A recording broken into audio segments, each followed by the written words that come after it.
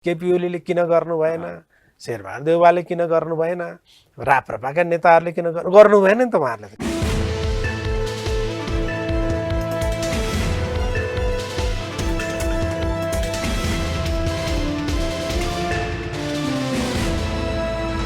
नमस्कार दर्शकवृन्द, कार्यक्रम चक्रव्यूहमा यहाँहरू सबैलाई हार्दिक स्वागत गर्दछु। म हिमाल बस्नेत। आज हाम्रो कार्यक्रम हुनुहुन्छ नेकपा माओवादी केन्द्रका नेता खिमलाल देवकोटा। नेकपा माओवादीले 8औं राष्ट्रिय महाधिवेशन सम्पन्न गरेको छ र अध्यक्ष चयन गरेको छ र केन्द्रीय सदस्यहरू पनि पूर्णतता भएको छैन, तर चयन गरेको छ। यसमा स्थायी कमिटी, पोलिट ब्युरो र पदाधिकारीहरू चयन गर्न बाँकी नै छ। कतिपय सन्दर्भमा नेकपा माओवादीले नेकपा एमाले गरेको महाधिवेशनलाई पञ्च र्याली भनेर उडायो भन्ने पनि बाहिर आयो। तर नेकपा माओवादीले पनि एमालेकै लय समातेर महाधिवेशन गर्यो, त्यही शैलीबाट महाधिवेशन सम्पन्न गर्यो र माओवादीले हामी छुट्टै ढङ्गबाट महाधिवेशन गर्छौँ र नयाँ सन्देश दिन्छौँ भनेको थियो, तर एमालेकै लय समात्यो भनेर आलोचनाहरू पनि भयो। अब नेकपा माओवादीले स्थायी कमिटी र पोलिट ब्युरो र पदाधिकारी चयन कहिले गर्छ? आज हामी यिनै विषयवस्तुमा केन्द्रीकृत भएर कुराकानी गर्छौँ। आउनुहोस् उहाँलाई कार्यक्रममा हार्दिक स्वागत गरौँ। स्वागत छ यहाँलाई कार्यक्रममा। धन्यवाद, नमस्कार। अब मैले पहिल्यै प्रश्न तपाईँहरूको महाधिवेशनबाटै उठाएँ। महाधिवेशन तपाईँहरूले अब अपूर्ण ढङ्गबाट सम्पन्न गर्नुभयो भनेर सम्बोधन गरेँ मैले तपाईँलाई, अघि पनि भने। अब माओवादीको यो महाधिवेशनमा तपाईँहरूले भन्नुभएको थियो, तपाईँहरूको नेताहरूले यहाँ आएर भन्नुभयो हामी छुट्टै किसिमको एउटा सन्देश दिन्छौँ अन्य पार्टीको भन्दा भन्नुभएको थियो। तर माओवादीले नि एमाले गरे जस्तो पञ्चर्याली शैलीमा महाधिवेशन सम्पन्न गर्यो पो भन्छन् त। त्यो चाहिँ गलत हो। त्यो माओवादीको महाधिवेशन अरू पार्टीहरूको महाधिवेशन भन्दा बिल्कुल फरक भयो। फरकका 4-5वटा बुँदाहरू छन्। पहिलो, अरू पार्टीहरूले तपाईँले भनेकै शब्द सापट लिने हो भने पञ्चर्याली देशैभरिबाट मान्छेहरू जम्मा गरेर ल्याएर तिनलाई खाना, खाजा, यातायात अनि भत्ता समेत दिएर मान्छेहरू जम्मा गर्नुभयो। त्यो माओवादी पार्टीले गरेन। दोस्रो, अरू सबै पार्टीहरूका निम्ति सबभन्दा रस्साकस्सी कसलाई चाहिँ नेता बनाउने भन्नेमा पर्यो। माओवादी पार्टीको नेता बनाउने कुरा, सङ्गठनात्मक कुरा चाहिँ गौण हो, विचार प्रमुख हो, विचार प्रधान हो भनेर भन्यो र त्यसमा लगभग 1 हप्ताभन्दा बढी हामीले विचारमा छलफल गऱ्यौँ, राजनीतिक दस्तावेज प्रस्तुत गऱ्यौँ। तपाईँले सुन्नुभयो होला, अरू कुनै पनि पार्टीले राजनीतिक दस्तावेज प्रस्तुत गरेनन्। महाधिवेशन त गरे, तर राजनीतिक दस्तावेज प्रस्तुत नगरिकन यो मुलुक अहिले कहाँ छ? विधान महाधिवेशनमा त त्यो राजनीतिक दस्तावेज होइन नि, विधान होइन, विधि सिद्धान्तको भएन। त्यहाँ कतिजना केन्द्रीय सदस्य राख्ने, अध्यक्ष कति राख्ने, अध्यक्षको उमेर 70 वर्ष नागेपछि पनि हुन पाउने कि नपाउने, यस्तै खाले कुरा मात्रै गर्यो। आफ्ना हकमा चाहिँ 70 वर्ष चाहिँ टेकेपछि अहिले चाहिँ 70 वर्ष ननागेको हुनाले अर्को 5 वर्षसम्म हुन पाउने, अरूका हकमा चाहिँ 70 वर्ष भएका रिटायर हुने, यस्तो खालको प्राविधिक कुरा मात्रै गर्यो। उसले विधान महाधिवेशनमा पनि नीति, सिद्धान्त, विचारका बारेमा कुरा गरेन। माओवादी पार्टीले समग्र अहिलेसम्मको यो 1 दशक बिचमा विश्व राजनीति कहाँ छ, नेपाली राजनीति कहाँ छ, नेपाली समाज कहाँ पुगेको छ, अब यो नेपाली समाजलाई समाजवादमा रूपान्तरण गर्नका निम्ति के गर्नुपर्छ भन्ने ढङ्गको एउटा ऐतिहासिक दस्तावेज समेत प्रस्तुत गर्यो। तेस्रो भिन्नता यो। चौथो भिन्नता तपाईँले भन्नुभयो भने धेरै पार्टीका महाधिवेशन चाहिँ भोज भतेर भए, त्यहाँ ब्रेकफास्ट, लन्च, डिनर, ककटेल के भए, त्यसको कुनै सीमा रहेन। काठमाडौँमा भयो भने सबै होटलहरू चाहिँ बुक भए, चितवनमा सबै होटलहरू बुक भए, कुनै पनि होटल चाहिँ एमाले बाहेकहरूलाई भएन। तर माओवादी पार्टीको तपाईँले सुन्नुभयो होला, एउटा पनि होटल पार्टीले बुक गरेन, पैसा उठाएन, कसैसँग चन्दा मागेन। अनि महाधिवेशन सकिने बेलामा हाम्रो पार्टीको आम्दानी खर्च यो हो भनेर सार्वजनिक गर्यो। अरू कुनै पनि पार्टीलाई सोध्नुभयो भने आम्दानी खर्चको चाहिँ एउटा हिसाब किताब कहीँ कतैबाट नि आएन। यस्ता धेरै चाहिँ कुराहरूका कारणले माओवादी पार्टीले अरू पार्टीभन्दा भिन्न संस्कार देखायो। तर अहिले बाहिरबाट एउटा थरी मान्छेले कसरी भन्यो भने नेकपा एमाले पनि व्यक्ति भनौँ न केपी शर्मा ओलीले जुन ढङ्गबाट उहाँले जसलाई चाहिँ माथि ल्याउने केन्द्रमा ल्याउने भन्नुभयो त्योभन्दा बाहिर गएर कोही पनि आउने सम्भावना रहेन र उहाँहरूले जुन शैलीले सर्वसहमति भन्नुभयो त्यो सर्वसहमति त अन्त्यमा भएन त्यो शैलीले गयो तर माओवादीले पनि प्रचण्डले जसलाई ल्याउन चाह्यो त्यही मात्रै भयो त्यसमा पनि माओवादीले सर्वसहमति गर्न खोज्यो यी अलिकति बुधाहरू हेर्दाखेरि नेकपा एमाले र माओवादीको महाधिवेशनमा समानता छन् के नै फरक छ भन्ने कुरा नि त आयो नि अब थुप्रै कुराका यो पनि कम्युनिस्ट पार्टीको त्यो पनि कम्युनिस्ट पार्टीको यसमा पनि प्रतिनिधिहरू जम्मा भएका त्यसमा पनि प्रतिनिधि जम्मा भएका यस हिसाबले भन्ने हो भनेदेखि समानता भन्न सकिन्छ तर योदेखि बाहेक अन्तर्यमा गएर हेर्ने हो भने नेकपा एमालेसँगको माओवादी केन्द्रको महाधिवेशनलाई तुलना गर्न सकिँदैन तुलना गर्न मिल्दैन माओवादी पार्टीले तपाईँ समावेशी समानुपातिक मान्यताको अभियन्ता नै माओवादी पार्टी भएको कारणले माओवादी पार्टीले संविधानले तोके भन्दा पनि बढी पार्टीले त्यति बेला भन्दै गरेको विशेषाधिकार क्षतिपूर्ति यी समेतका व्यवस्थाहरूलाई सम्बोधन गर्दै व्यवहारमा रूपान्तरण गर्दै महिलाका निम्ति 33% भन्ने संविधान व्यवस्था हामीले भन्यो 35% 2% क्षतिपूर्ति विशेषाधिकार त्यसै दलितहरूको सन्दर्भमा 13% होइन 15% 2% चाहिँ विशेषाधिकार मुस्लिमहरूका सन्दर्भमा यो समेत गरेर विभिन्न क्लस्टरहरूमा कुनै पनि क्लस्टर चाहिँ नछुट्ने गरी बन्दोबस्त चाहिँ माओवादी पार्टीले मात्रै गर्यो अरू पार्टीको हेर्नुभयो भने तपाईँ के देख्नुहुन्न अन्य विषय नि माओवादी पार्टीको कुरा गर्दाखेरि अब राप्रपाले नि समयमै सम्पूर्ण कमिटी ढङ्गले चाहिँ उसले महाधिवेशन सम्पन्न गर्यो एमाले त अझ छिटो गर्यो क्यार काङ्ग्रेसले पनि सबै पदाधिकारी सहित सबै गर्यो तर तपाईँहरूले अध्यक्ष चयन गर्नुभयो केन्द्रीय कमिटी केही बाँकी नै छन् अझै पदाधिकारी बाँकी छ स्थायी कमिटी बाँकी छ पोलिट ब्युरो बाँकी छ यो अधुरो महाधिवेशन गरियो भनेर भन्छन् नि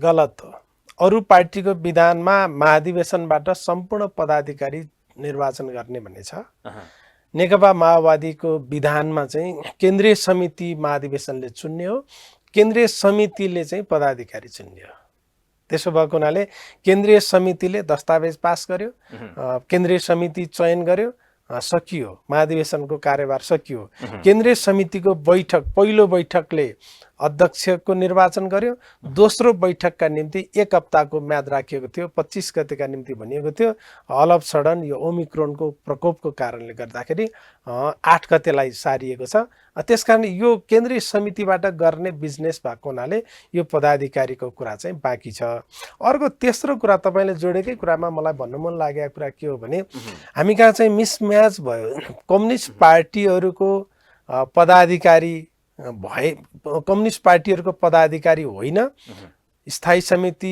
पोलिट ब्युरो हो अरू पार्टीहरू गैर कम्युनिस्ट पार्टीहरूको पदाधिकारी हो अब हामी कहाँ मिसम्याच के भयो भने कम्युनिस्ट पार्टीको पदाधिकारी पनि हुने अनि त्यसपछि फेरि थाई समिति पोलिट ब्युरो पनि हुने थाई समिति र पोलिट ब्युरो या त यो थाई समिति र पोलिट ब्युरोतिर जानु पर्थ्यो या त पदाधिकारीमा चाहिँ अडिनु पर्थ्यो यहाँ चाहिँ पदाधिकारी पनि छ थाई समिति पनि छ पोलिट ब्युरो पनि छ विभिन्न विभागहरू पनि छन् यसले गर्दाखेरि अलि संगठन नेताहरूलाई भाग पुर्याउनको लागि खडा गरिएको एउटा चाहिँ विधा जस्तो पो भयो त अब त्यो नहुने भए त नेताहरूलाई व्यवस्थापन गर्न कठिन पनि छ नि आलोचनात्मक हिसाबले भन्दा यसो पनि भन्न सकिन्छ फेरि यदि साँच्चै आधारभूत सिद्धान्त मान्ने हो भने कम्युनिस्ट पार्टीको सदस्य हुनु नै काफी हो कार्यविभाजन हो बाँकी त अध्यक्ष पनि कार्यविभाजन हो कुनै विभागको प्रमुख पनि कार्यविभाजन हो कुनै ठाउँमा जाने कुनै जिम्मेवारी पाउने पनि कार्यविभाजन हो त्यसकारण कार्यविभाजन हो यो धेरै ठुलो कुरा होइन भन्ने चाहिँ वास्तवमा सिद्धान्त त त्यो हो तर त्यो सिद्धान्तलाई व्यवहारमा रूपान्तरण गर्न ठिक ढङ्गले सक्दा ठिक ढङ्गको कम्युनिस्ट पार्टी अगाडि बढ्छ होइन त्यो पदलाई चाहिँ सम्पूर्ण ठान्ने पद नभए चाहिँ केही पनि भएन भन्ने त्यसो गर्न थालियो भने त्यो कम्युनिस्ट पार्टी त हुँदैन त्यो कुनै राजनीतिक पार्टी पनि हुँदैन हाम्रो समस्या चाहिँ यहाँनिर देखिन्छ अर्को विषय चाहिँ जस्तो लोकतान्त्रिक विधिबाट चुनावमा गएको भएदेखि जो कार्यकर्ताको नजरमा परेका नेताहरू जसले चाहिँ एउटा पार्टीलाई हाँक्न सक्ने पार्टीमा महत्त्वपूर्ण देन दिन सक्ने नेताहरू अगाडि केन्द्रमा पुग्नुहुन्थ्यो तर नेता केन्द्रित भएर नेतृत्वबाट व्यवस्थापन गर्दाखेरि या नेतृत्वले छान्दाखेरि त नेताको नजरमा जो पर्यो नेताको नजिक जो छन् त्यो व्यक्ति पो माथि आए त आज नेकपा माओवादी त्यही भयो भन्छन् नि दुईटा कुरा निर्वाचनमै सर्वे सर्वा सर्वस्व भइदिन्थ्यो भने त्यो डेमोक्रेसी धेरै अगाडि जान्थ्यो, निर्वाचन भए पुग्थ्यो, निर्वाचनदेखि निर्वाचनसम्म। तपाईँले निर्वाचन गरेका पार्टीहरूको आन्तरिक रूपमा सोध्नु होला, उहाँहरूले सार्वजनिक रूपमा भन्नु होला नभन्नु होला, पार्टीको निर्वाचन गर्नका निम्ति उहाँहरूले 10औं लाख रुपियाँ खर्च गर्नुभएको छ। पार्टीको निर्वाचन भनिसकेपछि निर्वाचनलाई लड्ने भनेपछि जित्ने, पैसा खर्च गरेर जित्न खोज्नु भएको छ भन्नुहुन्न हो। त्यसो गरेको त्यो विकृति पनि हामीसँग छ। निर्वाचन राज्यको निर्वाचन होस् वा पार्टीको निर्वाचन होस्, त्यहाँ योग्य सक्षम मान्छे भन्दा पैसा खर्च गर्न सक्ने मान्छेले कब्जा गर्ने ठाउँ बन्न पुगेको छ। तपाईले भन्नु भएको अहिले यसो लोकतान्त्रिक विधिबाट गरेको कांग्रेस राप्रपाले हो, अलिकति तपाईले इङ्गित गर्न खोज्नु त्यहाँ पनि हो। स्वाभाविक रूपमा कांग्रेस र राप्रपाका नेताहरूलाई सोध्नुहोस् कति पैसा खर्च गर्नुभयो चुनावमा भन्नुभयो भने इन्डिभिजुअल्ली 10औं लाख रुपियाँ खर्च गर्नुभएको छ। हामी कहाँको मैले भन्न खोजेको ओभरअल चुनावी पद्धति कस्तो बन्न पुग्यो भने चुनाव भनेपछि पैसा खर्च गर्नुपर्छ, त्यसकारण चुनाव मात्रै सर्वस्व हो भन्न थालियो पार्टीभित्र पनि भने त्यसले चाहिँ लोकतन्त्रलाई डुबाउँछ। माओवादी पार्टीले लोकतान्त्रिक विधिबाट गरेको भए चुनावमा पैसा खर्च गर्नुपर्ने अवस्था रहँदैन थियो कि तपाईहरु छुट्टै ढंगले गर्ने भन्नुभएको थियो। हैन, यो लोकतन्त्र चुनावका दुई माओवादीले त्यो त्यहाँ पनि छ भन्न खोज्नु भयो। दुईटा तरिका लोकतन्त्रका, एउटा निर्वाचनका पनि दुईटा तरिका, एउटा सर्वसम्मतीय निर्वाचन प्रणाली, अर्को बहुमतीय निर्वाचन प्रणाली। सहमति बन्यो भने जस्तो हाम्रो पार्टीको कुरा गर्नुहुन्छ भने छुट्याइएको क्लस्टरमा मनोनयन पत्र दाखिला भयो, मनोनयन पत्र दाखिला जति पद थियो त्योभन्दा कमै दाखिला भयो, अब त्यहाँ चुनाव हुने स्थिति त बनेन, सर्वसम्मत भयो, प्रस्तुत गरेका मनोनयन पत्रहरूलाई समर्थन गरे। यो सर्वसम्मतीय निर्वाचन प्रणालीबाट सम्पन्न भयो भन्छु म चाहिँ। बहुमतीय के हो भने सिट चाहिँ थोरै थियो, धेरै उम्मेदवार भए भने चुनाव गर्नुपर्ने स्थिति बन्यो। त्यस्तो स्थिति एमालेको हकमा पनि बन्यो, राप्रपाको हकमा पनि बन्यो, उहाँहरूले चुनाव गर्नुभयो। मैले ओभरअल चरित्रको कुरा के गरेको भने चुनाव भन्ने बित्तिकै हामी कहाँ व्यवस्थापन समितिको चुनाव पनि सांसदको चुनाव जस्तो, पार्टीभित्रको चुनाव पनि सांसदको चुनाव जस्तो बन्न पुगेको छ। यो विकृति सबैतिर छ। त्यसकारण चुनाव भएको भए चाहिँ योग्य मान्छे आउँथे हो कि भन्ने चाहिँ एउटा भ्रम छ। चुनाव त धनाढ्य मान्छेहरूको कब्जामा गइसक्यो। त्यसकारण त्यो मात्रै लोकतन्त्र होइन है, लोकतन्त्रको मापदण्ड त्यो मात्रै। तपाईले भनेको एउटा महत्त्वपूर्ण कुरामा अर्को एउटा प्रश्न मैले उब्जाएँ। जस्तो निर्वाचन हुँदाखेरि तपाईले भनेकै शब्द सापाटी गर्दाखेरि त्यहाँ पैसा बुझाएर जित्ने पनि प्रतिस्पर्धा हुने भयो। यता फेरि व्यक्तिवादी ढंगले व्यक्तिले मनोनयन गर्दाखेरि पनि व्यक्तिलाई पैसा बुझाएर पनि त केन्द्रमा जाने या चाहिँ निर्वाचनमा भनौँ या निर्वाचन नभए पनि त्यसरी केन्द्रीय तहमा जाने परिपाटी त होला नि त फेरि। तपाईले ठिकै भन्नु हो। यो दुईटाका आफ्ना आफ्ना चाहिँ विकृतिहरू छन्। एकजना व्यक्तिको जिम्मामा छोड्दाखेरि पनि व्यक्तिले लाइक डिसलाइकका आधारमा चाहिँ मान्छे छनौट गर्ने यो खतरा पनि छ। कार्यकर्ता बीच लोकप्रिय हो कि होइन भन्ने कुरा चाहिँ वास्ता नगर्ने, नेताको नजरमा लोकप्रिय भयो, नेताको इच्छा पुर्याइदियो भने मनोनयन गर्ने महत्त्वपूर्ण जिम्मेवारी दिने, यो पनि विकृति हो। सम्पूर्ण रूपमा चाहिँ ल चुनाव गर भनेर छोडियो भने त्यो चुनावमा चाहिँ पैसा खर्च गर्ने, खुवाई पियाई गर्ने, सुविधा दिने, यो दिउँला भन्ने बाचा गर्ने अनि चुनाव जित्ने, यो दुईटै विकृति रूपमा रहे। अब यो दुईटा विकृतिका बीचबाट सन्तुलन खोज्नुपर्छ हरेक पार्टीले भन्ने मेरो आग्रह हो। अर्को विषय चाहिँ नेकपा माओवादीमा प्रचण्डको इच्छा भन्दा विपरीत कोही व्यक्ति केन्द्रीय तहमा पुग्ने सम्भावना छ आज। अब मलाई कस्तो लाग्यो भने प्रचण्डको हकमा कुरा गर्दाखेरि यो केपी ओलीको कुरा गर्नुभयो भने त केपी ओलीको इच्छा भयो भने सडकबाट उठाएर ल्याए पनि केन्द्रीय सदस्य बनाइदिनुहुन्छ। प्रचण्डको हकमा कुरा गर्दाखेरि एक हिसाबले भन्दाखेरि प्रचण्डले विवेक प्रयोग गर्नु भएन भने भनेर प्रश्न उठेको भए त्यहाँनिर चाहिँ प्रचण्डको इच्छा भएन भने कोही पनि मान्छे केन्द्रमा पुग्दैन भन्न सकिन्थ्यो।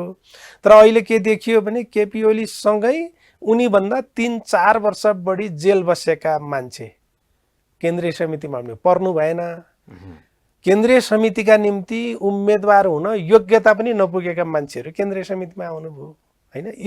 यस्तै कुरा त माओवादी पार्टीमा त देखिएको छैन। माओवादी पार्टीमा जो केन्द्रीय समितिमा तपाईले छैन भन्नु, तर मान्छेहरूले के भन्छन् भने माओवादी अध्यक्ष प्रचण्डको इच्छा भन्दा बाहिर कुनै पनि व्यक्ति केन्द्रीय तहमा जाने सम्भावना छैन, त्यो भएन भन्छन् के। त्यो विषय सार्वजनिक टिप्पणीको विषय बनेको छैन। सार्वजनिक रूपमा कसैले पनि भनेको छैन। म केन्द्रीय समितिको सदस्य बन्ने थिएँ, प्रचण्डको नजरमा परिन भनेर भनेका छैनन्।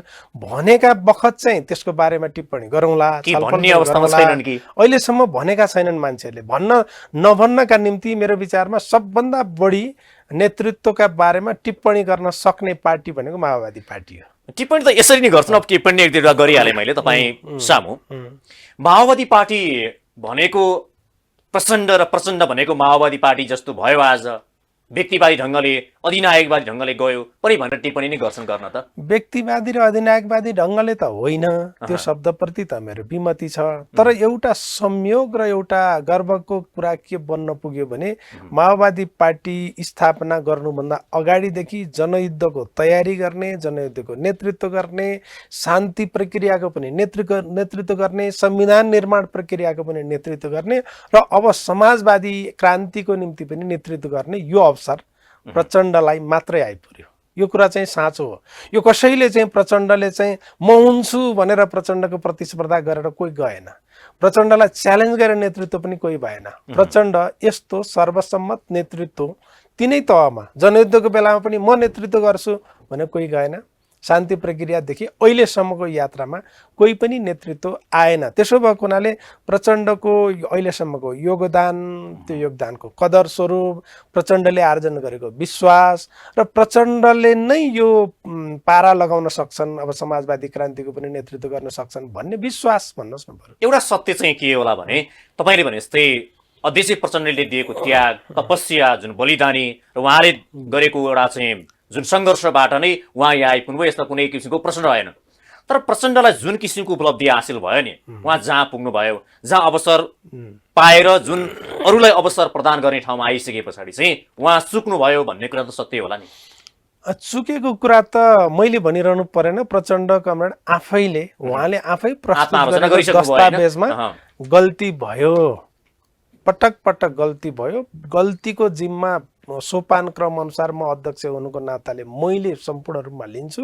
म सँगसँगै अरूले पनि जिम्मा लिनुपर्छ। यदि त्यो बेला बेलामा हामीले गल्ती नगरेको भए, त्यो नियतवश गल्ती त गरिएन, तर गर्दा गर्दै गल्ती हुन पुग्यो, त्यो कुरा चाहिँ हामी स्वीकार गर्नुपर्छ। यदि त्यस्तो गल्ती नगरेको भए हामीले जहाँ पुर्याउनु पर्थ्यो नेपाली समाजलाई, नेपाली जनताका इच्छा आकाङ्क्षा जसरी परिपूर्ति गर्नु पर्थ्यो, परिपूर्ति गर्न सक्ने ठाउँमा पुग्ने थियौँ। त्यो गल्ती हामीले गऱ्यौँ। त्यसकारण त्यो गल्ती कमी कमजोरी हटाउनु पर्छ, सच्याउनु पर्छ र फेरि एकचोटि हिम्मत गर्नुपर्छ भन्ने कुरा त डकुमेन्टमै आयो। त्यसो भएको हुनाले उहाँ आफैले चाहिँ आत्मालोचना गरिसकेको सन्दर्भ भएको हुनाले अहिले धेरै यसमा टिप्पणी गरिराख्नुपर्छ भन्ने मलाई लाग्दैन। तर यसरी टिप्पणी गर्न सक्ने, गल्ती आत्मालोचना गर्न सक्ने नेता पनि फेरि प्रचण्ड नै देखिनुभयो। महाधिवेशन त भए नि सबैका, सबैले चाहिँ सही गरेका थिएनन् नि, गल्ती त गरेकै थिए नि गच्छी अनुसार। तर हाम्रो तहबाट गल्ती भयो, गल्तीको निम्ति हामी क्षमा चाहन्छौँ कसैले भनेन होइन। त्यसरी पनि हामीले तुलना गर्नुपर्छ होला भन्ने मलाई लाग्छ। अर्को विषय चाहिँ अब पार्टीको विषयमा कुराकानी गर्दा महाधिवेशनमै अब तपाईँहरू कुनै समय चाहिँ भनौँ न एउटा चाहिँ शक्तिशाली बनेको पार्टी, पहिलो संसदमा पहिलो बनेको पार्टी, एउटा जुन किसिमको रापताप थियो माओवादी पार्टीको, आज बिस्तारै बिस्तारै ओह्रालो यात्रातर्फ किन लाग्यो भन्ने विषयमा चाहिँ त्यो बिचमा तपाईँहरू बिच छलफल भयो कि भएन? एकदमै भयो। त्यो कुरा दस्तावेजमै राख्नुभयो प्रचण्डले। के भन्नुभयो भने हामी जति बेला मुलुकको सबभन्दा ठुलो पार्टी, ठुलो मात्रै होइन एकदमै टावरिङ पार्टी पनि हामी बन्यौँ। हाम्रो पार्टीको तुलनामा हामी आदि, अरू सबै पार्टी आदि, त्यस्तो ठाउँमा पनि हामी पुग्यौँ। तर त्यो अवसर हामीले पाउँदाखेरि पनि ठिक ढङ्गले जनताको सेवा गर्ने कुरामा हामी कहीँ न कहीँ चुक्यौँ। चुकेकै कारणले पहिलो पार्टी बनायो, दोस्रो पटकको चुनावमा हामीलाई तेस्रो पार्टी बनाइदियो। त्यसकारण जनताले दण्डित गरे। त्यसकारण हामीले त्यहाँ गल्ती गऱ्यौँ। अब त्यो गल्तीबाट पाठ सिकेर अब गल्ती नगर्ने चाहिँ बाचा गर्नुपर्छ भन्ने ठाउँमा चाहिँ हामी पुग्या हो। अब त्यहाँसम्म पुग्नुभयो। अब जुन हिजो तपाईँहरूको माओवादी जनयुद्धमा उम्मेद्वार 40 सूत्रीय मागहरू, जो चाहिँ गरिब जनताका, सर्वहाराका होइन, जो चाहिँ श्रमजीवी जनताका समस्याहरू या त्यहाँ एजेन्डा लिएर हिँडेको माओवादी आज ती जुन एजेन्डाहरू पुरा गर्ने ठाउँमा छ। आज यस सन्दर्भमा नि तपाईँहरू चाहिँ 2-3 पटक तपाईँहरूकै माओवादीको नेतृत्वले सरकार पनि बनाउनु भयो। अहिले तपाईँहरू सरकारमा पनि हुनुहुन्छ। यस सम्बन्धमा हामीले जे दिनुपर्ने हो त्यो दिइरहेका छैनौँ भन्ने चाहिँ लाग्छ होइन? 40 बुँदे माग, 40 सूत्रीय मागको सन्दर्भमा हामी हो त्यो जनयुद्धको जग हो। जनयुद्ध गर्ने बेलामा त्यहाँबाट चाहिँ उठान गरेको साँचो हो। तर हाम्रो जनयुद्ध र हाम्रो शान्ति प्रक्रिया र हाम्रो संविधान निर्माण प्रक्रिया सम्पूर्ण रूपमा एक पक्षले जित्ने र अर्को पक्षले हार्ने गरेर आएको प्रक्रिया होइन। यो कम्प्रोमाइजबाट आएको। हामी शान्ति प्रक्रियामा कम्प्रोमाइजमा आयौँ, संविधान निर्माण प्रक्रिया हामीले कम्प्रोमाइज गरेर गऱ्यौँ। नत्र त जनगणतन्त्रको संविधान लेख्नुपर्छ भनेर आएका थियौँ नि हामी त। तर जनगणतन्त्रको संविधान होइन, अहिले भइरहेकै संविधानलाई चाहिँ थोर बहुत संशोधन गरेर अगाडि बढ्नुपर्छ भन्ने अर्को जबरजस्त पङ्क्ति छँदै थियो।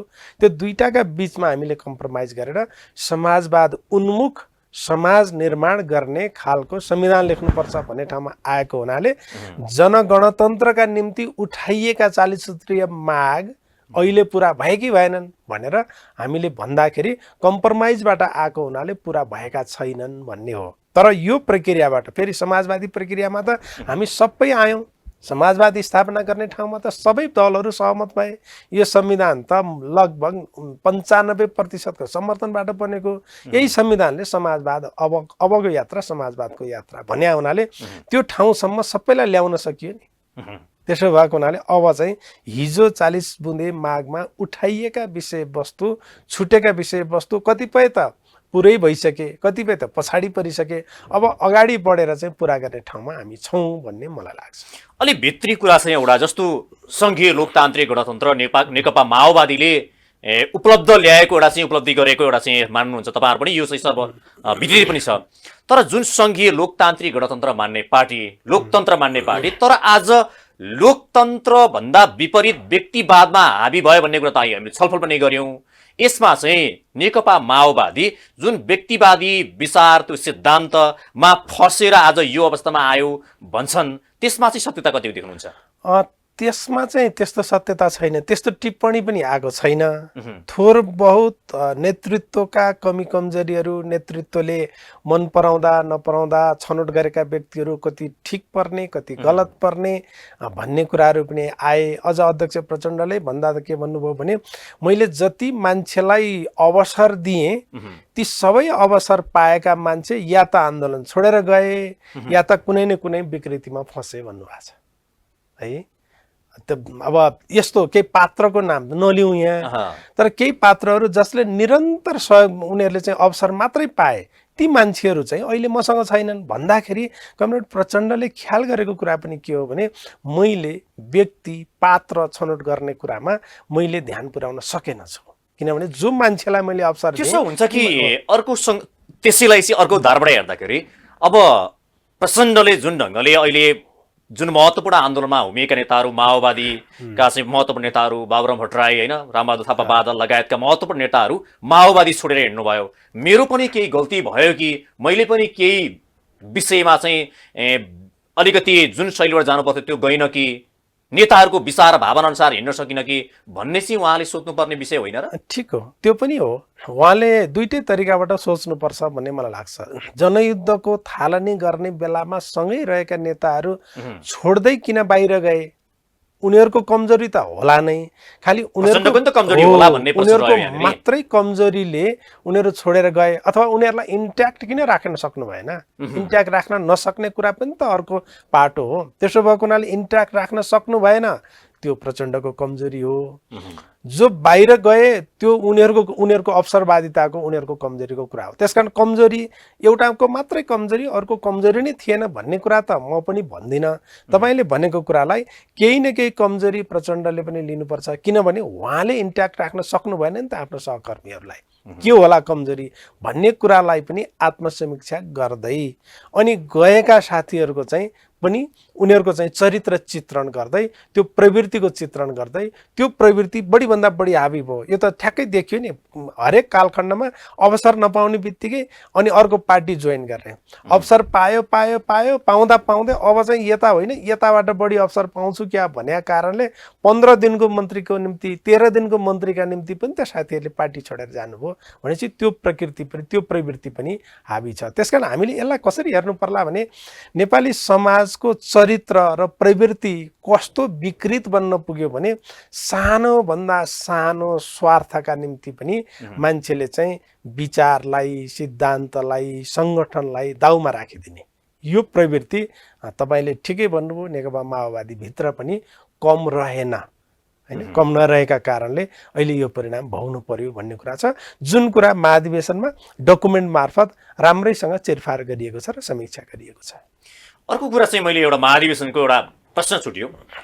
माओवादीले जुन आफ्नो राष्ट्रिय महाधिवेशन चाहिँ एउटा लोकतान्त्रिक विधिबाट गरेको छैन भन्ने बाहिरको समाचार आएको छ। तपाईँहरूले 2069 सालमा 71 सालमा पनि अलिक अकुरो जस्तो महाधिवेशन भयो। लोकतान्त्रिक अभ्यास गर्न चाहिँ नेपालका कम्युनिस्ट पार्टीहरू नेकपा एमाले भन्दा अगाडि गर्थ्यो, तर अहिले पनि उसले लोकतान्त्रिक त्यो जुन किसिमको विधि छोड्यो र नेपालका चाहिँ कम्युनिस्ट पार्टीहरू लोकतान्त्रिक विधि लोकतन्त्र मान्ने, तर लोकतान्त्रिक विधिबाट चुनावमा नउभिने भनेपछि त लोकतन्त्रबाट त टाढा भए भन्छन् नि। हो, यो कुरालाई कसरी हेर्नु पर्ला भने लोकतन्त्र भनेको जम्मा जम्मी चुनाव हो भन्न थालियो भने गल्ती हुन्छ।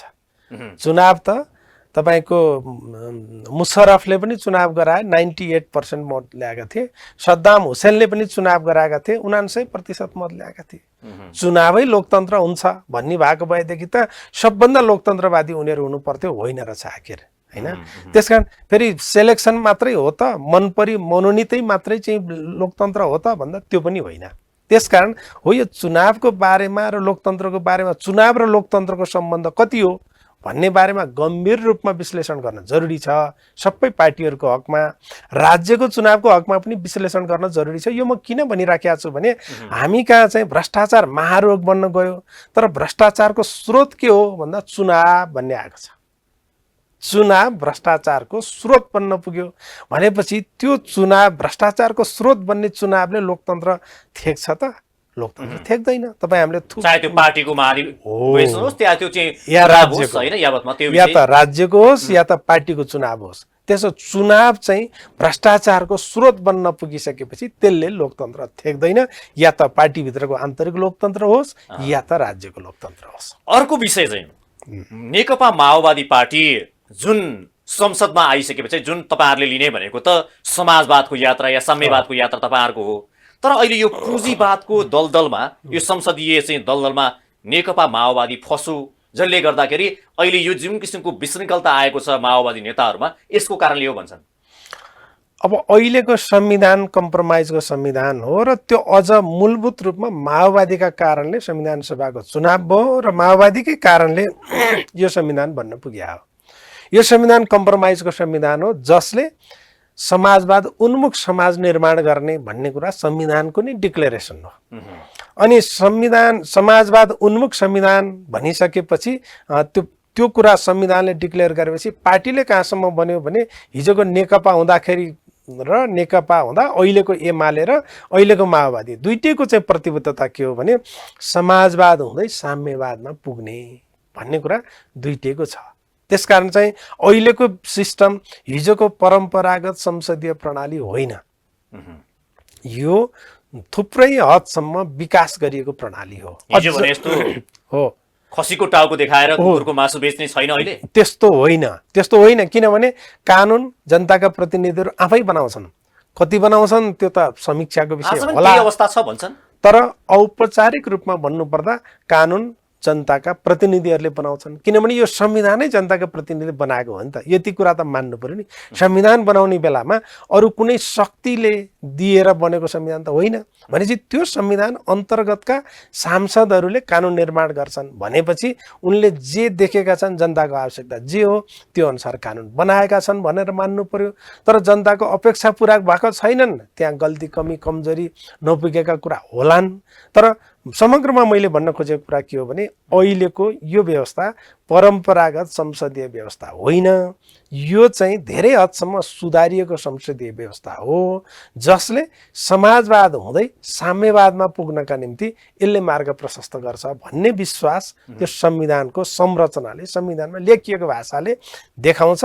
र कम्युनिस्ट पार्टी, खास गरी माओवादी पार्टीले पनि त्यही संविधानको त्यो व्यवस्था हेरेर यो समाजवादमा जानका निम्ति यो संविधानले चाहिँ मार्ग प्रशस्त गर्छ। अघि हामीले भनेको, तपाईँले भनेको एउटा विषय चाहिँ त्यो जुन माओवादी पार्टी किन चाहिँ आज यसरी भनौँ नेताहरू चाहिँ आफ्नो घर छोड्ने भन्ने अवस्थामा पुग्यो भन्ने जुन जवाब मध्येको एउटा जवाब चाहिँ अघि हामीले कुरा गरेको संसदीय दलदलमा फसेर गर्दाखेरि त्यहाँभित्र एउटा चाहिँ व्यक्तिवादी इगो पनि भयो। दोस्रो चाहिँ अलिक पुँजीपति बन्न खोजे नेकपा माओवादीका नेताहरू भन्ने कुरा नि रह्यो, जसले गर्दा यो अवस्था सिर्जना भयो भन्ने कुरा सत्य होइन र? यो कुरालाई यसरी हेर्नु पर्ला, तपाईँले भनेको कुरा आंशिक सत्य चाहिँ हो, किनभने यो समग्र समाज, विश्व समाज र नेपाली समाज पनि दलाल तथा नोकरसाही पुँजीले अक्रान्त छ, गाँजिएको छ। यहाँ स्वतन्त्र स्वाधीन अर्थतन्त्र पनि निर्माण भइसकेका छैन, राष्ट्रिय पुँजीको पनि विकास यहाँ भइसकेका छैन। त्यसकारण एकाधिकार दलाल र नोकरसाही पुँजीको दबदबाभित्र नेपाली समाज गाँजिएको छ। त्यही नेपाली समाजका पात्रहरू, विभिन्न पोलिटिकल पार्टीका नेताहरू पनि त्यही प्रभावबाट मुक्त हुन सक्नु भएको छैन। यो कुरा चाहिँ साँचो हो। नभए भने तपाईँ हिजो सम्पूर्ण कुरा छोडेर, धन, परिवार, व्यक्तिगत सारा कुरा छोडेर, इच्छा, आकांक्षा सब छोडेर जान सक्ने नेताहरू आज किन मेरो मान्छे, मेरो धन, मेरो सम्पत्ति, मेरो गाडी, मलाई सुविधा, मलाई पद, आज किन भन्न पुगे? त्यो कुरा त प्रचण्डले नै भन्नुभयो। जस्तो एउटा कार्यक्रम उहाँले भन्नुभयो नि, आज नेकपा माओवादीका नेताहरू पुँजीपति बन्ने ध्याउनमा लाग्नुभयो, सबैलाई मन्त्री चाहिएको छ, सबै मन्त्री बन्ने दौडमा छन् 49 जना नै भनेर उहाँ चाहिँ एउटा किसिमको जुन अभिव्यक्ति दिने हुनुहुन्थ्यो। यो कुरा चाहिँ इन्ट्रेस्टिङ कुरा के हो भने, हामी भर्खर अन्तरिम संसदमा आउने बेलामा, पहिलो संविधान सभाका बेला पनि को जाने संसदमा, को जाने संविधान सभामा भन्दाखेरि त्यहाँ रस्साकसी थिएन। त्यहाँ तपाईँ जानुहोस्, तपाईँको विशिष्टता छ, तपाईँ बोल्न सक्ने मान्छे, तपाईँ चाहिँ त्यो संसदमा अभ्यास गर्न सक्ने मान्छे, त्यहाँको गतिविधि बुझेको, तपाईँ जानुपर्छ, म चाहिँ जान्न, म चाहिँ पार्टीमा बस्छु भन्ने अभ्यास थियो। जब संविधान सभाको दोस्रो चुनाव भयो नि, त्यसपछि ठ्याक्कै उल्टियो र के भयो भने, म कुनै हालतमा पनि म संसदमा पुग्नुपर्छ, म कुनै हालतमा मन्त्री हुनुपर्छ, म जुनसुकै पद होस्, म राजनीतिक नियुक्ति मैले जसरी नै पाउनुपर्छ, मैले पाइनँ भने म पार्टी छोडिदिन्छु भन्ने ठाउँमा त पुगेकै हो त। त्यसो भएको हुनाले एउटा कार्यकर्ताहरूको त्यो दबाब, हामीले भनेको चाहिँ पुँजीपति बन्ने ध्याउमा लागेको, पुँजीवादी बन्न खोजे माओवादी नेताहरू भन्ने कुरा सत्य त रहेछ नि। तपाईँ पुँजी सङ्कलन गर्नुपर्ने, पुँजी सङ्कलन किन गर्नुपर्ने भने चुनावमा त करोडौँ खर्च गरेर आए नि त। चुनावमा करोडौँ खर्च गरेर आए, त्यो चुनावको खर्चको ऋण पनि तिर्नु पर्यो, फेरि अर्को चुनावको पनि तयारी गर्नु पर्यो, त्यसका निम्ति पनि पैसै चाहिने भयो। हेर्नुहोस् त, हामीले लोकतन्त्र चुनाव भन्यो, चुनाव कस्तो रहेछ भने करोडौँ रुपियाँ जम्मा गर अनि चुनावमा जाऊ भन्दो रहेछ, अनि करोडौँ रुपियाँ जम्मा गर अनि चुनाव जाऊ, चुनावमा जित, अनि फेरि पैसा जम्मा गर, फेरि अर्को चुनावको तयारी गर भन्ने लोकतन्त्रले सबै नेता कार्यकर्ताहरूलाई गाँज्यो। यो कुरा चाहिँ साँचो हो। त्यसकारण हो अहिलेको समस्या भनेको यो एकाधिकार पुँजीवादले नेपाली समाजलाई, नेपाली समाजका प्रतिनिधि पात्रहरूलाई, नेताहरूलाई, व्यक्तिहरूलाई गाँजेको छ। हो यसैबाट आफूलाई चाहिँ अलग गर्न सक्ने, यसैसँग प्रतिवाद गर्न सक्ने क्षमता र कार्यक्रम चाहिएको छ। हुन त एउटा टावरिङ नेताहरूलाई प्राप्त हुन्छ पनि उहाँहरू बारेमा, किनकि एउटा टावरिङ पोइन्ट व्यक्तिलाई विभिन्न ढङ्गले विश्लेषण पनि हुन्छ, या चाहिँ नजिकबाट नेता कार्यकर्ताले हेर्छन् पनि। प्रचण्डकै विषयमा पनि हिजो प्रचण्ड सर्वहारा जनताको नेता हुनुहुन्थ्यो, गरिब जनताको नेता हुनुहुन्थ्यो, गरिब जनताको चाहिँ विचार भावनाको उहाँ प्रतिनिधित्व गर्नुहुन्थ्यो। आज चाहिँ उहाँ पुँजीपतिको मात्रै नेता बन्न खोज्नुभयो, आफ्ना नजिकका नेता कार्यकर्ताको मात्रै नेता बन्न खोज्नुभयो। आफ्ना चाहिँ भनौँ न, उहाँलाई लाग्ने आरोप त अझ परिवारवादमा लिप्त हुनुभयो भन्ने आरोप पनि लाग्छ। त्यस्तो हुनुभयो भन्छ नि त। अब उहाँले आफै स्वीकार गरेको कुरा के हो भने, हामी जनताका प्रिय मान्छे, जनतासँग हामी चाहिँ माछा र पानीको सम्बन्ध जस्तो गाँसेर त्यस्तो बनाएर आएका मान्छे आज हामी कस्ता भयौँ भन्दा, जनता त हामीभन्दा धेरै टाढा, हामी पनि जनताभन्दा धेरै टाढा, जनताले हामीलाई भेटाउँदै नभेटाउने यस्तो ठाउँमा हामी पुग्यौँ। हामी बिग्रिएको यहीँनिर हो। त्यसकारण यो पद्धतिलाई सच्याउनुपर्छ, हामी बिग्रिएको कुरालाई सच्याउनुपर्छ। त्यसै भएको हुनाले उहाँले घोषणा के गर्नुभयो भने, अब म जनताको झुपडीमा गएर, गाउँ बस्तीमा गएर जनतासँगै म बस्छु, अब म यो घर दरबार भन्छन्, दुनियाँले भन्छन्, यो विवादास्पद पनि भन्छन्, म यस्तो ठाउँमा म बस्दिनँ। अब म मात्रै होइन, सबै केन्द्रीय सदस्यहरू अब काठमाडौँ बसेर राजनीति गर्न पाइँदैन, अब चाहिँ जनताको घरमा जानुपर्छ भन्नेसम्म पनि उद्घोष गर्नुभयो। यही उद्घोष गर्न सक्ने, आखिर यो समस्या त सबै पार्टीमा हो नि, तर यही उद्घोष केपी ओलीले किन गर्नु भएन, शेरबहादुर देउवाले किन गर्नु भएन, राप्रपाका नेताहरूले किन गर्नु भएन नि त उहाँहरूले? एउटा कुरा चाहिँ तपाईँ इमान्दार नेता, एउटा विषय चाहिँ कस्तो रह्यो भने, माओवादीले गरेको 10 वर्षको जनआन्दोलन जुन तपाईँहरूले लिएका एजेन्डाहरू 40 सूत्रीय पनि हामीले कुराकानी गऱ्यौँ। सर्वहारा जनताको लागि, गरिब जनताका लागि, महिलाको लागि, पिछडिएका जात जाति विभिन्नको लागि थियो भनेर उहाँहरू उभिनुभयो, तपाईँहरू उभिनुभयो। तर त्यो नभएर व्यक्तिवादी ढङ्गले आफू चाहिँ सम्पन्न बन्नको लागि मात्रै त्यो 10 वर्षको चाहिँ जनयुद्ध गरिएको रहेछ भन्ने कुराको प्रमाण त अहिले भयो नि। त्यसो चाहिँ होइन, फेरि त्यो सम्पूर्ण रूपमा त्यसो होइन। जस्तो तपाईँले भन्नुभयो आधारभूत जनता, सर्वहारा वर्गको जनता, विभिन्न जाति, क्षेत्र, वर्ग, लिङ्गको मुक्तिको निम्ति जनयुद्ध गरेको थियो। अहिले तपाईँ हेर्नुभयो भने संसदमा 33% महिला। तपाईँ योभन्दा अगाडि अन्तरिम संविधान आउनुभन्दा अगाडि 5% महिला उम्मेदवार उठाए हुन्छ भन्ने थियो संविधानले। त्यति उम्मेदवार उठाइदिए, छोडिदिए, जिताउनुपर्छ भनेको थिएन, जिताएनन्। अहिले 33% महिला चाहिन्छ भन्यो। स्थानीय तहमा 40% महिला भन्यो। त्यसमा पनि फेरि अल्पसङ्ख्यक, दलित, महिला, आदिवासी जनजाति सबै सेक्टरको दलित मान्छे। दलितलाई त 48 सालसम्म जम्मा 1 जना सांसदले चुनाव जित्नु भएको थियो। हेर्नुहोस् त, अहिले दलितको प्रतिशत चाहिँ तपाईँको 12-15% चाहिँ दलितहरू आउनुभएको छ। यो के कारणले भएको भने माओवादी जनयुद्धकै कारणले भएको हो। एउटा यो पाटो हो।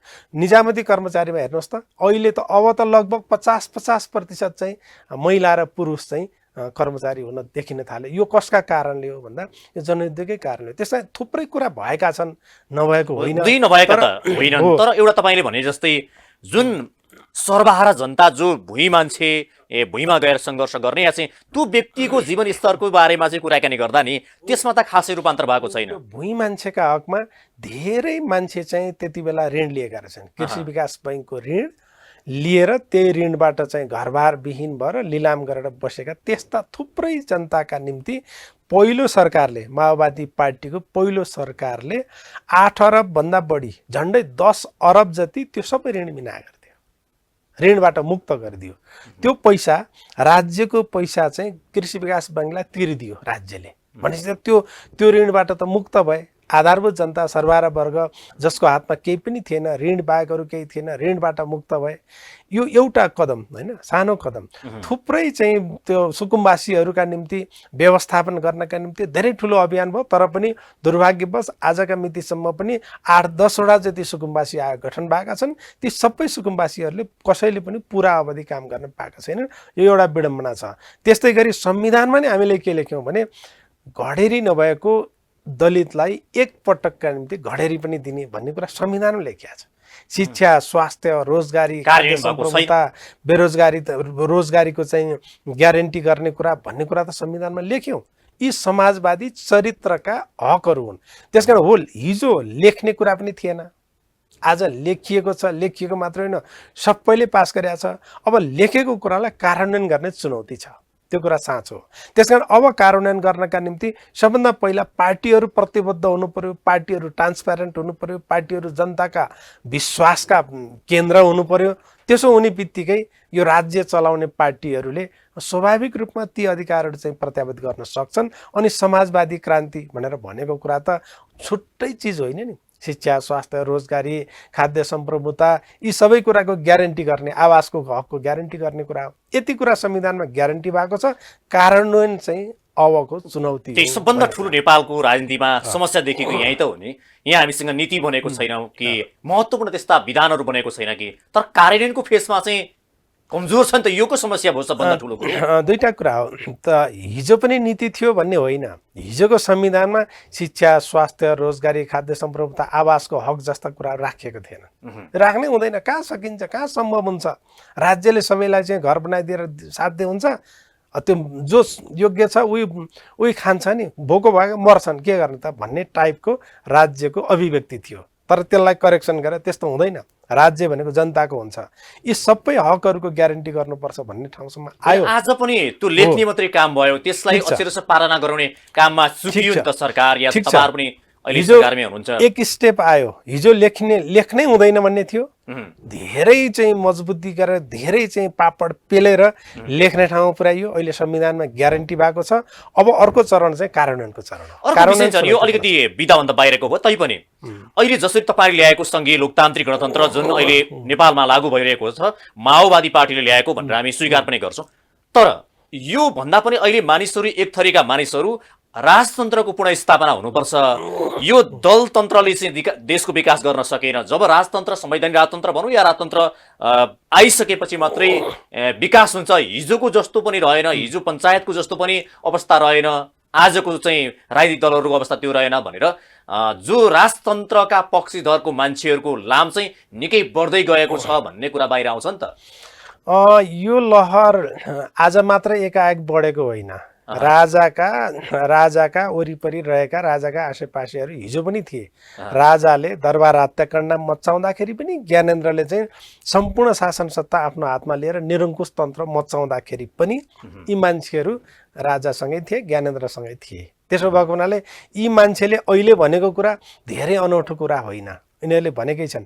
तर एउटा कुरा म तपाईँ समक्ष, तपाईँ मार्फत के कुरा स्वीकार गर्दछु भने दलहरूले ठिक ढङ्गले दिशा नपक्राउँदाखेरि, दलहरूले आफ्ना प्रति भएका आलोचनाका प्रशस्त ठाउँहरू नछोडिदिएको भए ती मानिसहरूले यो हिम्मत गर्दैनथे।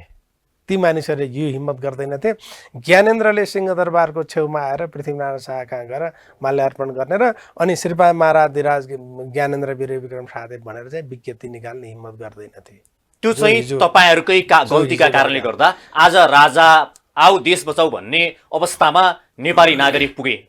म यति कुरा के मान्दछु भने दलहरूले जनताका अपेक्षा पुरा गर्ने कुरामा कन्जुसाइ नगरेको भए तिनीहरूले त्यो हिम्मत गर्दैनथे, त्यो दुरुत्साहन त्यो हुँदैनथ्यो उनीहरूका निम्ति। त्यो कुरा चाहिँ साँचो हो। किनभने उनीहरूले त भन्छन्, तर भन्ने वातावरण सिर्जना गरिदिने काम चाहिँ दलहरूले पनि गरे। त्यसकारण चुनौती के हो भने अहिले प्राप्त भएको सङ्घीय लोकतान्त्रिक गणतन्त्र, समावेशिता, धर्मनिरपेक्षता यी सबै कुरा चाहिँ चुनौतीविहीन छैनन्। यिनलाई चुनौती मान्छेले दिइरहेका छन्।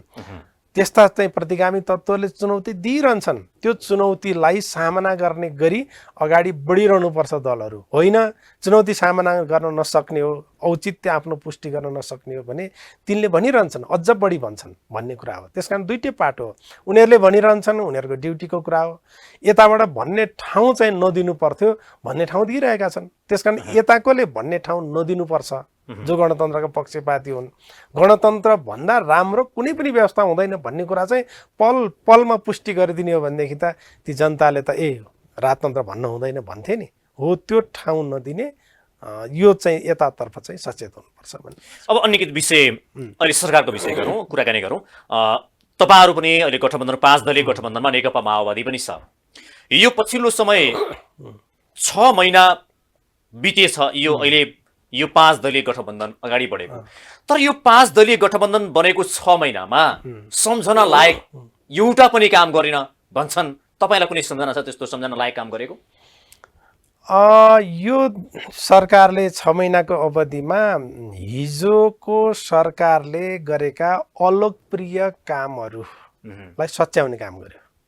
हेर्नुहोस् है, यति धेरै कि तपाईँको चाहिँ यहाँ रेलको कानुन पनि छैन, कर्मचारी पनि छैन। उहिले रेल किनेर ल्याएर चाहिँ त्यहाँ ल्याएर राखेको छ, त्यो तिरपालले छोपेर राखेको छ। तपाईँहरूले चलाउनु है त्यसलाई? सुन्नुहोस् न, हो त्यस्ता कामहरू। अनि पानी जहाज, ल हामी त जहाजमा टिकट काट्छौँ, ल काठमाडौँमा रेल, अब चाइनाबाट रेल भन्ने यति धेरै बेतुकका कुरा गरियो नि। यति धेरै बेतुकका कुरा गरेर मान्छेहरूलाई बेकुफ बनाउने काम गरियो। कमसेकम अहिलेको सरकारले के कुरा सम्भव छ, सम्भव हुने कुरा मात्रै गर्ने है भने होइन। यसो भन्न थाले, हिजोको सरकारले केही नभने सपना त देखाउँथ्यो, आज त सपना विहीन भएको छ सरकार। जुन 3 महिनासम्म त मन्त्रीमण्डल विस्तार त गर्न सकेन, अहिले बीचमा चाहिँ न्यायालयको विषय आएर त्यत्तिकै विवादमा छ। यो सरकारले के चाहिँ गरेर विवादित काम भन्दा भन्छन् कि होइन। सरकारले सपनै मात्रै देखाउने होइन, त्यो दिनमा विपना देखाउनुपर्छ। पुरा गर्नु छ भन्दा पहिला सपना देख्नुपर्छ भन्छ। ठिक छ, सपना देख्ने हो। सपना कार्यान्वयन योग्य हुनुपर्छ, डुएबल भन्छ नि, गर्न सकिने कुराको सपना देखाउने हो। त्यसै चाहिँ हावादारी कुरा गरियो भने अहिले देखियो नि, हावादारी कुरा गरेको तपाईँको कति 400-500 हस्पिटलहरू चाहिँ उद्घाटन गरे हो नि एकै दिनमा, स्विच दबाएर। कहाँ छन् तिनी? धरहरा उद्घाटन त्यही त गरे उहाँहरूले भन्नुभएको चाहिँ एउटा कुरा के छ भने हामीले रेल ल्याइदिउँ, खोइ त्यो रेल चलाएर देखाएको, होइन। हामीले त्यत्रो 300 350 हस्पिटलहरूको चाहिँ उद्घाटन गर्यौँ, खोइ त्यसलाई तीव्रता दिएको, यो सरकारले हामीले ल्याएका नीतिको लागू गर्यो भने लोकप्रिय बन्थ्यो, होइन। त्यही काम गर्न सकेन पछि। होइन, त्यो त उहाँहरू अब छोड्नै पर्ने भयो भनेपछि हामीले यति हस्पिटल चाहिँ शिलान्यास गरेका थियौँ भन्नुभयो। अहिले धरहरा त कम्प्लिट भयो नि, उद्घाटन गरे हो नि। अहिले धरहरा टिकट काटेर तपाईँ जानुहोस्, पाउनुहुन्छ?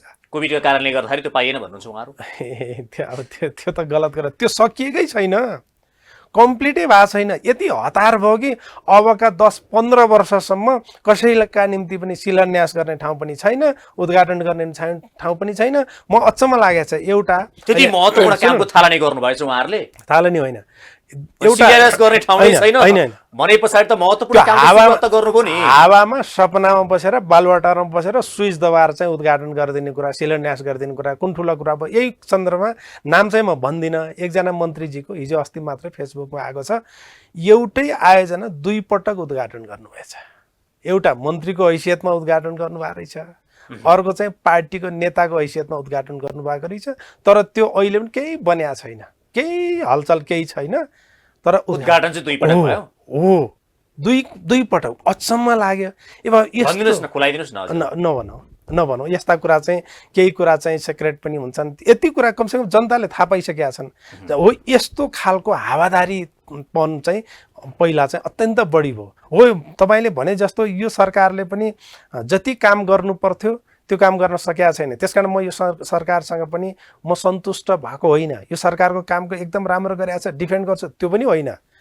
संसद चल्न दिइराखेका छैन, त्यो त हो नि। संसदबाट चाहिँ संसद मार्फत गर्ने हो सरकारले काम। तपाईँहरू एउटा चाहिँ नि जस्तो यो सरकार बनाएर त्यस्तो महत्त्वपूर्ण उपलब्धि हुँदैन भन्ने तपाईँहरूलाई लाग्दै होइन किन यो सरकार बनाउन लाग्नुभयो तपाईँहरू? यो सरकार बनिसकेपछि भयङ्कर चाहिँ देखिने गरी काम गर्यो त म भन्न पनि सक्दिनँ। तर एउटा काम चाहिँ एकदमै देखिने गरी काम के गर्यो भने संविधान जोगाउने काम गर्यो। त्यो संविधान जोगाउने काम गरेको भने सङ्घीय लोकतान्त्रिक गणतन्त्र जोगाउने काम गर्यो। कथम कदाचित यो सरकार नबन्ने स्थिति बन्थ्यो भने 2 पटक 6 महिनामा 2 पटक संसद विघटन भएको थियो। संसद विघटन भनेको त्यो संविधान विघटन हुन्थ्यो। संविधान विघटनले यो गणतन्त्र, सङ्घीयता, लोकतन्त्र विघटनतिर जान्थ्यो। त्यो दिशातिर गइराखेको थियो। त्यो विकृतिलाई, त्यो दिशालाई रोक्ने काम चाहिँ यो सरकारले गर्यो। अरू 1000 काम चाहिँ यसले नगरेको भए पनि त्यो एउटा काम यसले गरे हो। त्यसकारण यो धन्य छ भन्ने मलाई लाग्छ। गणतन्त्र जोगाउने त भन्नुभयो, तर यतापट्टि जनजीविकाका सवालमा, जनताका चाहिँ दैनिक गुजाराका सवालमा, जुन जनतालाई दिने अधिकार या भनौँ त्यसमा पनि जनताका चाहिँ दैनिकीलाई सहजीकरण गराउने र जुन किसिमले विकास दिने सवालमा त तपाईँहरू हिजोको सरकार भन्दा के फरक हुनुहुन्छ र के नयाँ गर्नुभयो र अझ उहाँहरू भन्नुहुन्छ हामीले केही न केही सपना त देखायौँ, अहिलेको सरकारले सपना देख्न पनि छोड्यो। उहाँहरूको प्रश्न म्याक्सिमम यो सरकारले, अघिल्लो सरकारले जारी गरेको बजेट नै हो, त्यही बजेटमा टेकेर गरिरहेको छ। यसले चकाचौँध गर्न सक्ने ठाउँ थिएन होइन। त्यसो भएको हुनाले धेरै ठुलो कुरा गरेन भन्ने कुरा चाहिँ म पनि मान्दछु। तर एउटा कुरा चाहिँ तपाईँहरूले पछि पुनर्स्थापित बजेट ल्याउनु भयो नि, अनि त्यसले चाहिँ आधारभूत परिवर्तन ल्याएन। त्यसले भयङ्कर गर्न सक्ने, किनभने यो सरकार चाहिँ संविधान बचाउने सरकार भएको हुनाले संविधानको मातहत बसेर गर्नुपर्ने भयो। अघिल्लो सरकारलाई चाहिँ संविधान बचाउनु थिएन, संविधानभित्र बस्नुपर्ने थिएन। त्यो हुने नहुने कुरा गरिराख्नु भएको थियो। तिनीहरूलाई करेक्सन गर्नेसम्म मात्रै काम भयो। एउटा कुरा चाहिँ संविधान जोगाउने काम गर्यो, महत्त्वपूर्ण काम गर्यो। दोस्रो कुरा चाहिँ तपाईँले भने जस्तो यो 6 महिनाको अवधिमा यो सरकारले जति गर्न सक्नु पर्थ्यो त्यति गर्न नसकेको कुरा साँचो हो। 6 महिनाको समीक्षा गर्दाखेरि सरकारले जनतामा उत्साह दिन सक्ने, काङ्ग्रेसकै नेताले के भन्नुभयो भने समीक्षा के गर्नु, काम नै भएको छैन। काङ्ग्रेसकै नेताले भनेको भनाइ या चाहिँ भनौँ न यो बिचमा चाहिँ उहाँले भनेकै कुरा गर्ने हो भने पनि कामै भएको छैन, समीक्षा के को समीक्षा गर्ने र अब? ठिक हो। त्यो अब सरकारको पर्फर्मेन्स चाहिँ बजेटबाट देखिँदो रहेछ हैन। बजेटबाट देखिने भएको हुनाले यो बजेट चाहिँ धेरै खर्च भएको छैन, तर बजेट खर्च हुने अवधि भर्खर आरम्भ भएको छ। त्यसकारण यो बेलामा बजेट खर्च गर्ने बेलामा अन्तिम चौमासिकको बेलासम्ममा यसले बजेट खर्च गर्न सक्यो भने जनताका अपेक्षा पनि पुरा हुन्छन्, काम पनि देखिन्छ, अनि यो गठबन्धन सरकार चाहिँ को औचित्य पनि पुष्टि हुन्छ। त्यसले त गर्ने नै रहेछ भनेर छ। किनभने अघिल्लो सरकारको हामी के देख्थ्यौँ भने छुट्याएको बजेट गफ चाहिँ ठुल्ठुला गर्ने, छुट्याएको बजेट पनि खर्च गर्न नसक्ने त्यो हालत थियो। यो मात्रै होइन, सातै प्रदेशका सरकारले पनि त्यही हालत दोहोऱ्याएका थिए। त्यसकारण हो त्यहाँ हेर्नुपर्छ। त्यसकारण अहिलेको सङ्केत हेर्दा त धेरै खर्च गर्न सकेका छैन यो सरकारले पनि, पुरानै सरकारको चाहिँ पिछ्याइराखेको छ अगति।